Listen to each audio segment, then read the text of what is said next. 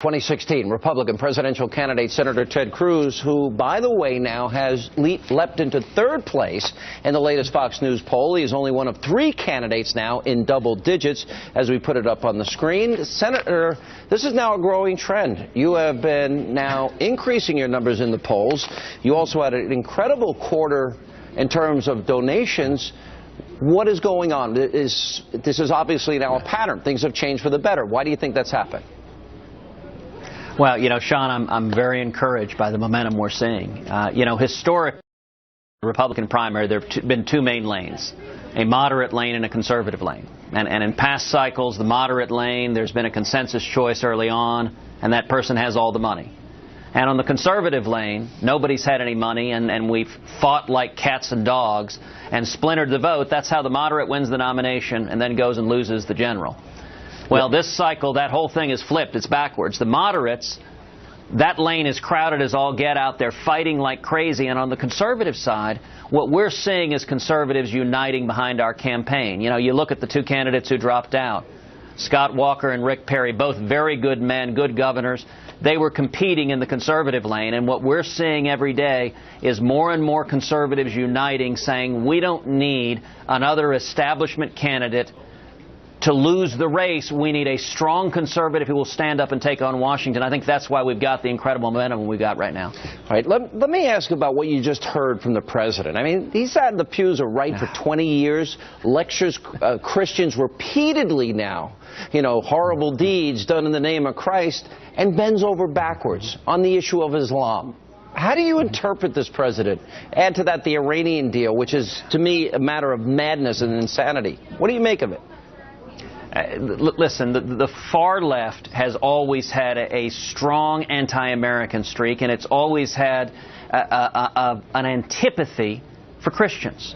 That is true of the far left. It's been true from the very beginning. And so, you listen to Reverend Wright's sermons. They're stomach-turning, but they actually reflect the views of the hard left.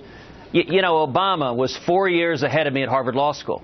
And I've described Obama as the perfect Harvard Law School president because he reflects the views of the elite academy.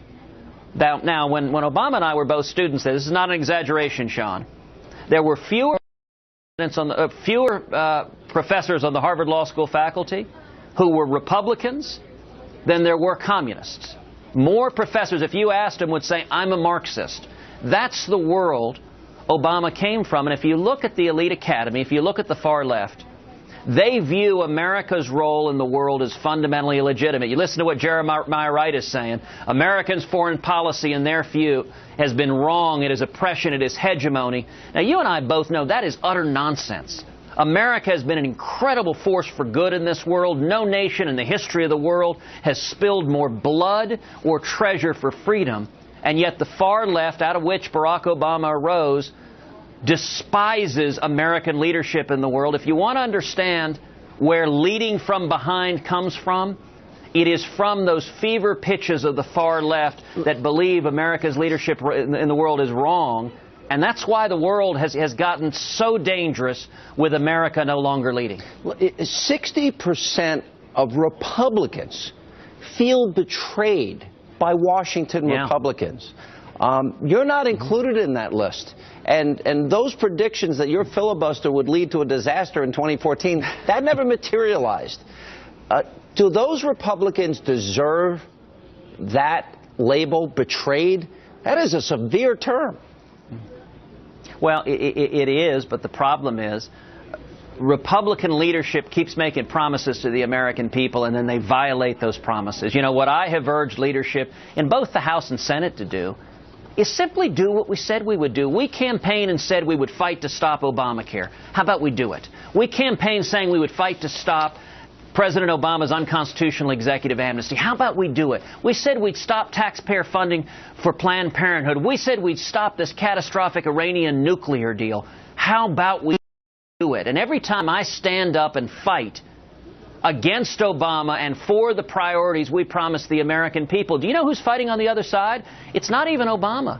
It's leadership in the Republican Party who are fighting to fund every one of Barack Obama's priorities. That's why the American people feel betrayed. It's inexplicable to me. Why then make the promise if then they're going to, and then attack the guy that's trying to make, keep the promises that all of them made. Why?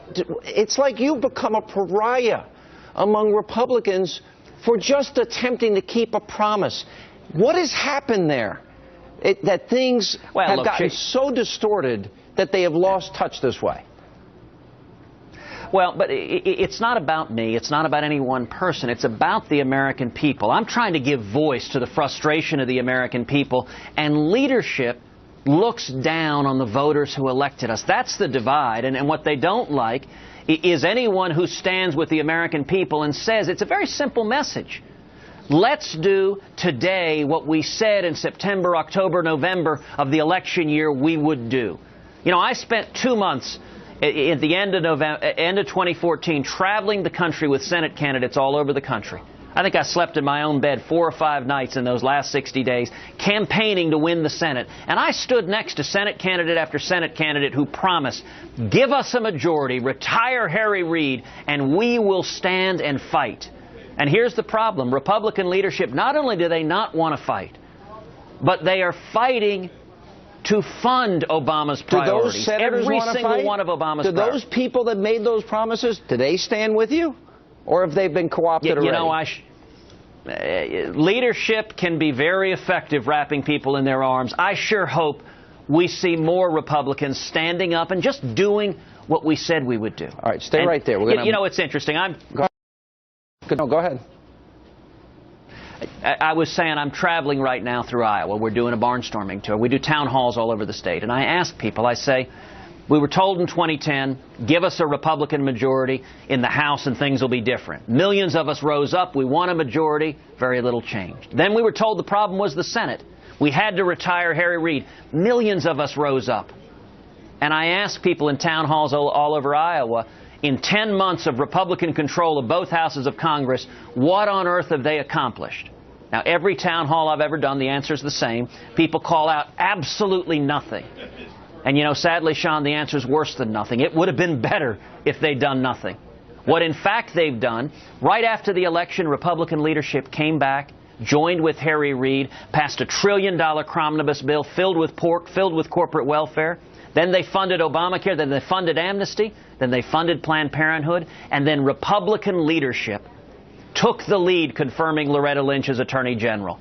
Every bit of that is exactly what Harry Reid, the Democrats, would have done. That's why people are so frustrated. We'll have more with Senator Ted Cruz right after this break. 2016 GOP hopeful, Senator Ted Cruz. Senator, is this good or bad?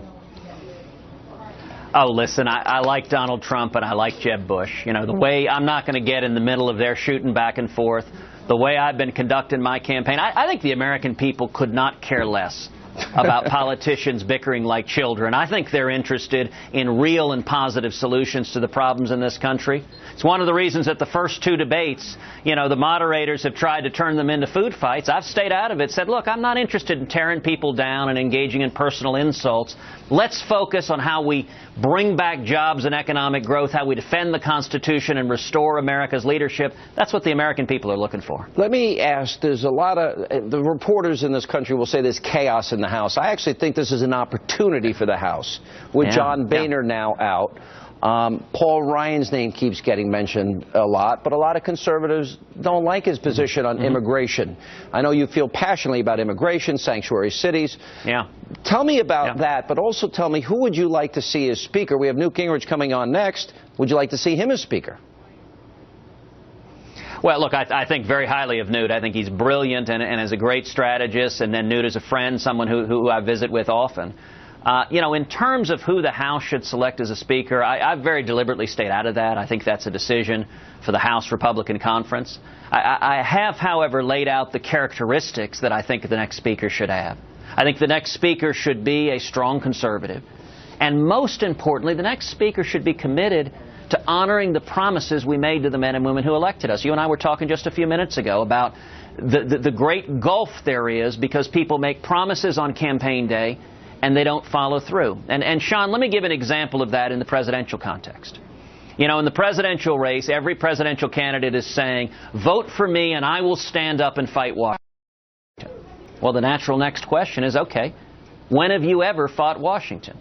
And, you know, you think back to 2013 when millions of Americans rose up against Obamacare. I was proud to lead that fight.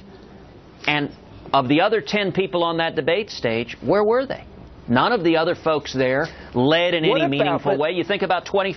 Yeah, but there's an inordinate fear that has rendered them impotent. They seem unwilling to use their constitutional authority, even to stop something that they all declared was illegal and unconstitutional, an executive order on amnesty, or to defund Planned Parenthood, or to defund Obamacare, or the aspects that they could defund.